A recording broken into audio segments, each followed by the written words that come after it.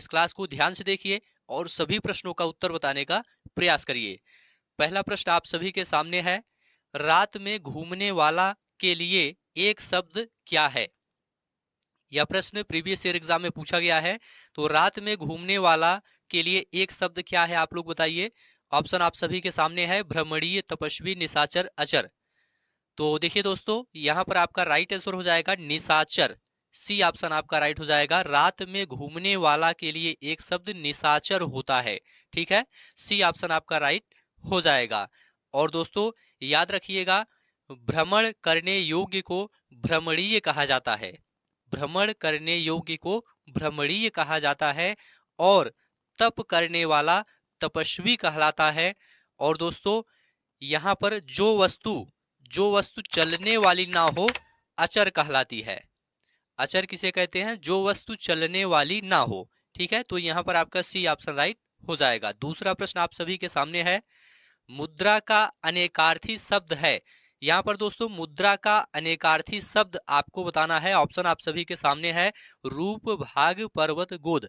आप लोग बताइए यहाँ पर आपका राइट आंसर क्या है। देखिए दोस्तों, यहाँ पर आपका राइट आंसर है रूप। मुद्रा का अनेकार्थी शब्द दोस्तों रूप है।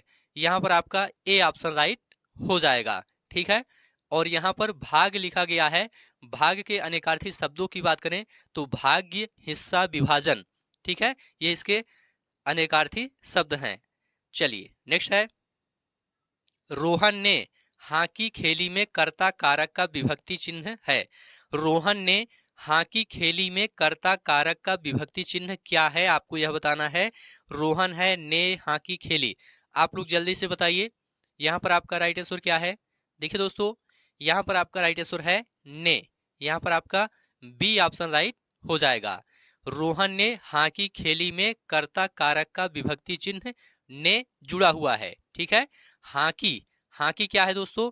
हाकी यहाँ पर संज्ञा है और खेली, खेली यहाँ पर क्या है? खेली यहाँ पर दोस्तों क्रिया है।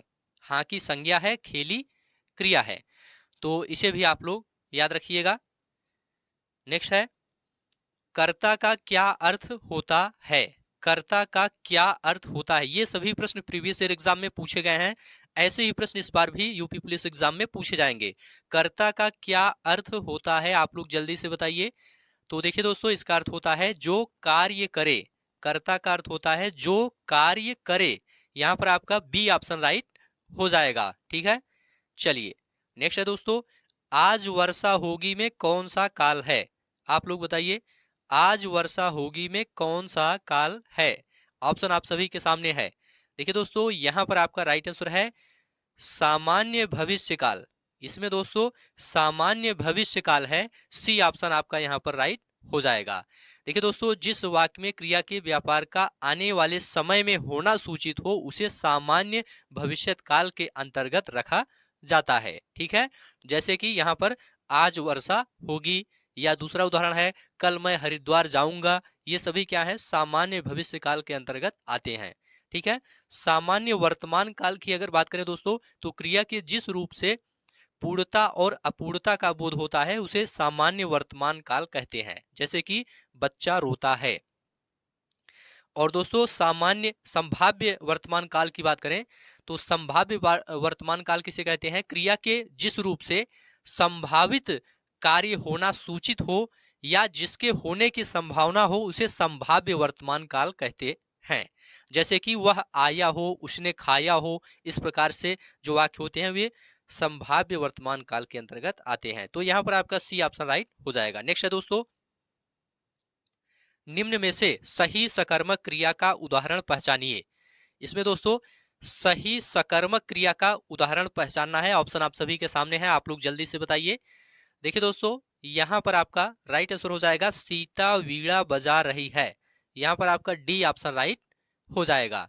ये दोस्तों सकर्मक क्रिया का उदाहरण है। याद रखिएगा, जिन क्रियाओं के प्रयोग में कर्म की अपेक्षा रहती है उन्हें सकर्मक क्रिया कहते हैं। तो यहाँ पर आपका डी ऑप्शन राइट हो जाएगा।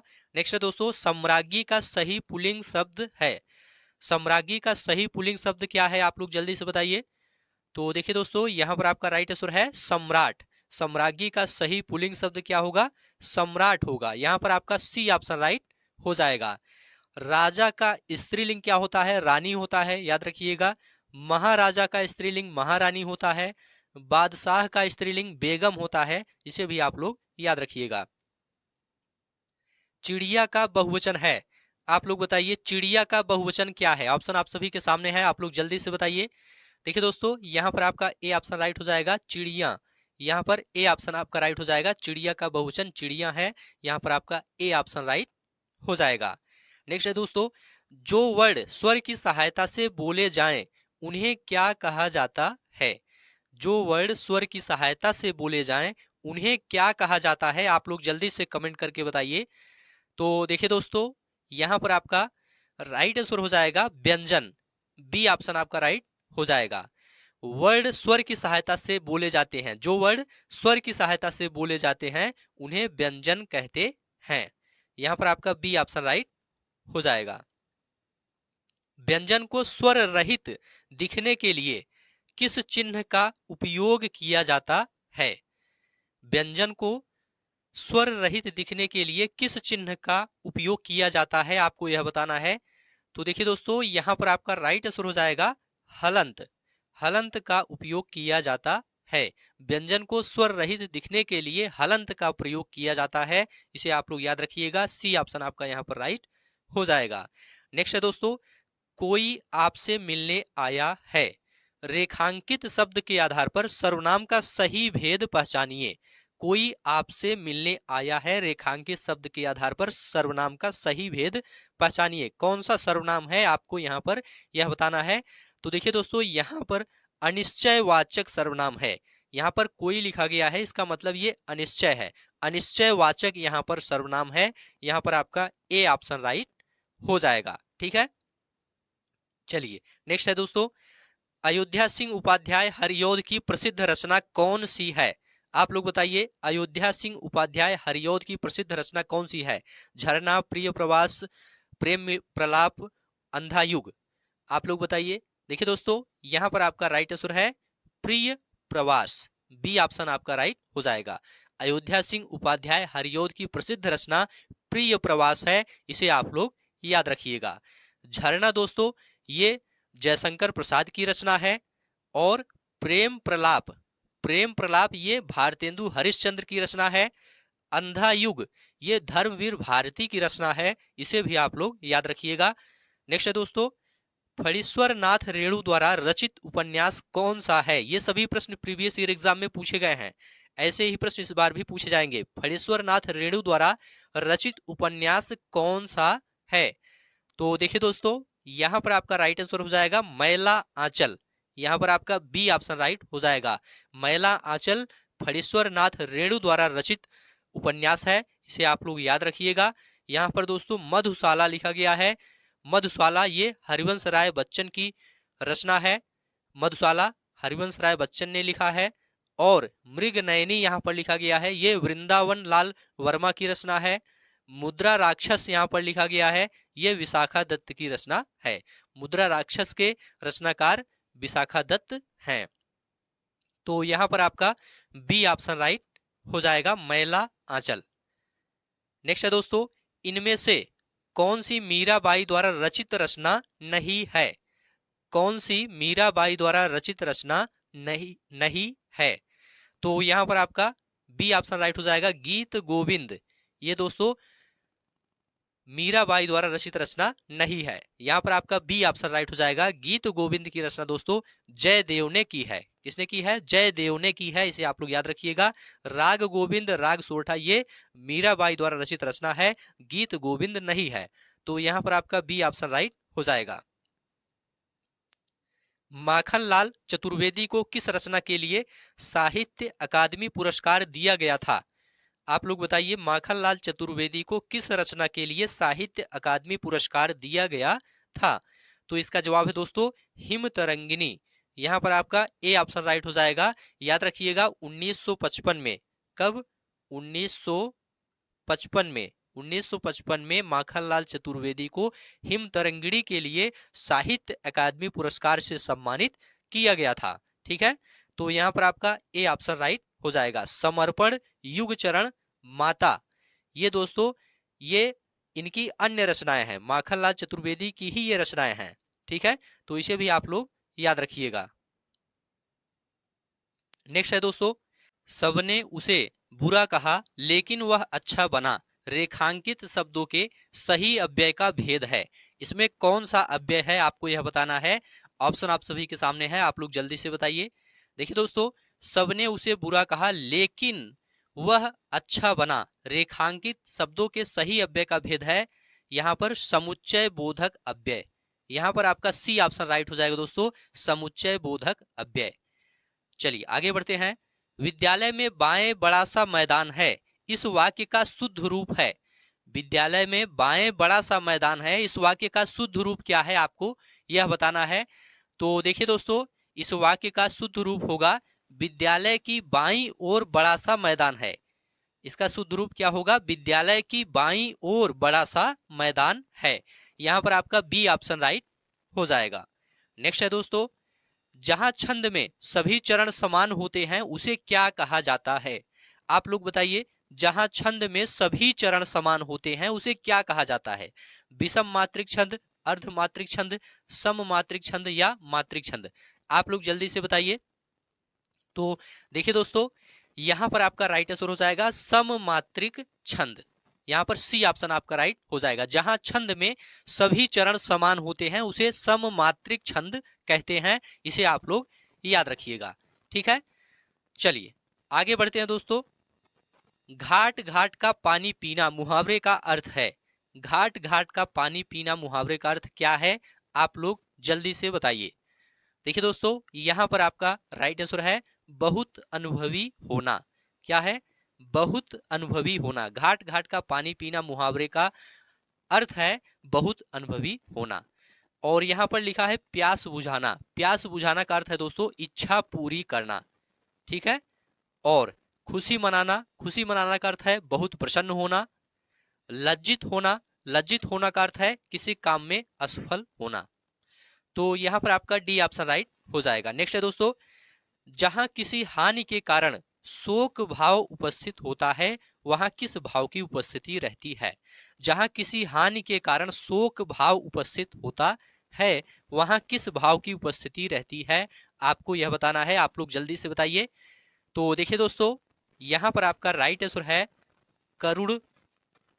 डी ऑप्शन आपका यहां पर राइट हो जाएगा। याद रखिएगा, जहां किसी हानि के कारण शोक भाव उपस्थित होता है वहां करुण रस की उपस्थिति रहती है। करुण रस की उपस्थिति रहती है जहां किसी हानि के कारण शोक भाव उपस्थित होता है। ठीक है, तो यहां पर आपका डी ऑप्शन राइट हो जाएगा। इसे आप लोग याद रखिएगा। नेक्स्ट है, निम्न में वाक्य परिवर्तन वाला सही विकल्प है। वाक्य परिवर्तन वाला सही विकल्प क्या है, आपको यह बताना है। राधा स्कूटी चला रही है।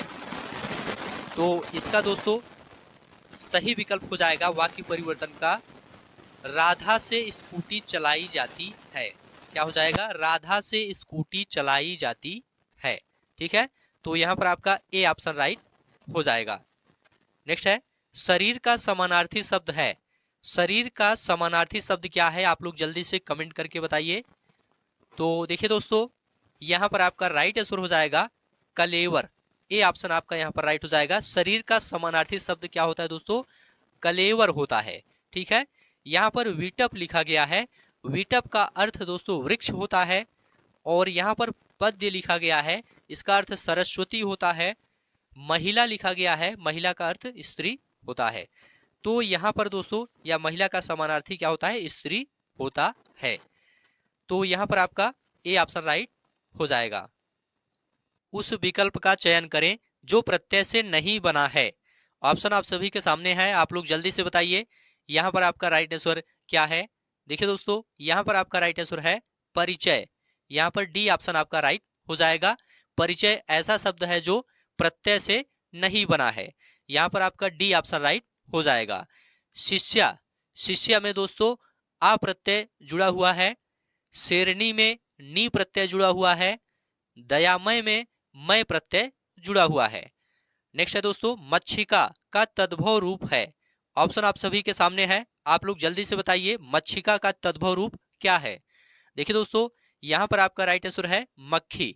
डी ऑप्शन आपका यहाँ पर राइट हो जाएगा। मक्षिका का तद्भव रूप मक्खी होता है। ठीक है।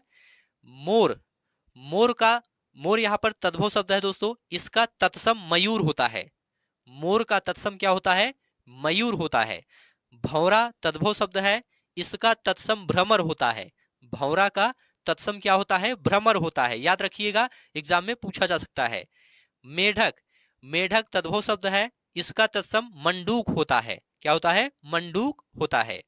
नेक्स्ट है, सन्यासी का विपरीत अर्थ वाला शब्द है। आप लोग बताइए, सन्यासी का विपरीत अर्थ वाला शब्द क्या है? आप लोग जल्दी से कमेंट करके बताइए। तो देखिए दोस्तों, यहाँ पर आपका राइट आंसर है गृहस्थ। यहाँ पर ए ऑप्शन आपका राइट हो जाएगा। सन्यासी का विपरीतार्थक शब्द दोस्तों गृहस्थ होता है, इसे आप लोग याद रखिएगा। वैरागी, वैरागी का विलोम दोस्तों अनुरागी होता है, इसे याद रखिएगा। शिष्ट का विलोम क्या होता है? शिष्ट का विलोम अशिष्ट होता है, इसे याद रखिएगा। सुलभ का विलोम क्या होता है? सुलभ का विलोम दुर्लभ होता है, इसे भी आप लोग याद रखिएगा। नेक्स्ट है, नारिक्षा का सही संधि विच्छेद वाला विकल्प है। आप लोग बताइए, नारिक्षा का सही संधि विच्छेद वाला विकल्प कौन सा है?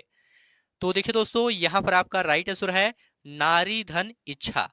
यहां पर आपका ए ऑप्शन राइट हो जाएगा। नारिक्षा का संधि विच्छेद दोस्तों नारी धन इच्छा है। ठीक है, यह दीर्घ स्वर संधि का उदाहरण है, इसे भी आप लोग याद रखिएगा। ठीक है, तो यहां पर आपका ए ऑप्शन राइट हो जाएगा। नेक्स्ट है, नियत शब्द का सम्यक विकल्प है। नियत शब्द का सम्यक विकल्प क्या है? देखिए दोस्तों, यहां पर आपका राइट आंसर है निश्चित। ए ऑप्शन आपका यहां पर राइट हो जाएगा। नियत शब्द का सम्यक विकल्प निश्चित है, और यहां पर जो अन्य शब्द लिखे गए हैं ये असंगत हैं, ये नियत के संदर्भ में असंगत लिखे गए हैं। तो यहां पर आपका ए ऑप्शन राइट हो जाएगा। नियत शब्द का सम्यक विकल्प निश्चित होता है। ए ऑप्शन आपका यहां पर राइट है। भिखारिन को देखकर पट देत बार बार में कौन सा अलंकार है? ऑप्शन आप सभी के सामने है, आप लोग जल्दी से बताइए इसमें कौन सा अलंकार है। देखिए दोस्तों, यहां पर आपका राइट आंसर हो जाएगा श्लेष अलंकार। यहां पर आपका ए ऑप्शन राइट हो जाएगा। भिखारिन को देखकर पट देत बार बार में श्लेष अलंकार है, इसे आप लोग याद रखिएगा। ए ऑप्शन आपका यहां पर राइट हो जाएगा। तो ठीक है दोस्तों, आज की यह क्लास अब